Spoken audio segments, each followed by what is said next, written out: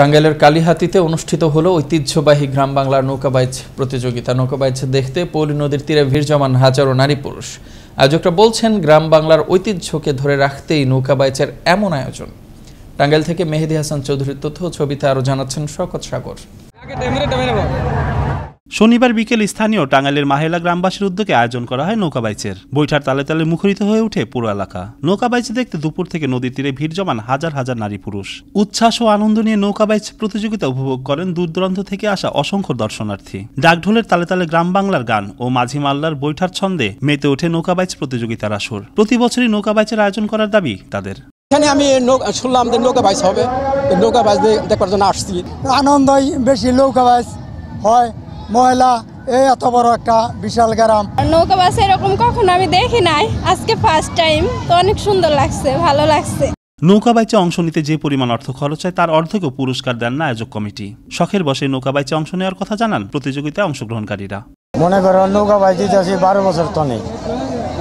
নৌকাবাইচ আমার কাছে ভালো লাগে, এই জন্যই আমি বাইচ খেলতে আসি। যে পরিমাণ আমার নৌকাবাইচে খরচ হয় সেই হিসাবে আমরা প্রাইজ পাই না, তারপরও আমরা আসি। নৌকাবাইচকে কেন্দ্র করে কোনো অপ্রীতিকর ঘটনা ঘটেনি। আইন শৃঙ্খলা পরিস্থিতি ছিল স্বাভাবিক। এলাকার লোকজন যাতে সুন্দরভাবে নৌকাবাইচ উপভোগ করতে পারে, তার জন্য আমরা পুলিশ বাহিনী আসি সর্বদা তাদের আইন শৃঙ্খলা রক্ষার জন্য। এখন পর্যন্ত আমাদের কাছে কোনো অপ্রীতিকর ঘটনার সংবাদ আসে নাই। সাধারণ মানুষকে একটু আনন্দ দিতে এই নৌকাবাইচ প্রতি বছর আয়োজন করা হয়। গ্রাম বাংলা নৌকাবাইচকে আমরা এই গ্রামবাসী উদ্যোগে, সরকারের উদ্যোগে আমরা বরাবরই নৌকাবাইচ দিয়ে থাকি। আশা করি আগামীতেও আমরা যাতে নৌকাবাইচ দিতে পারি সেই চেষ্টা করব। নৌকাবাইচ আয়োজন করতে যে কোনো ধরনের সহযোগিতা করা হবে বলে জানালেন স্থানীয় এই সংসদ সদস্য।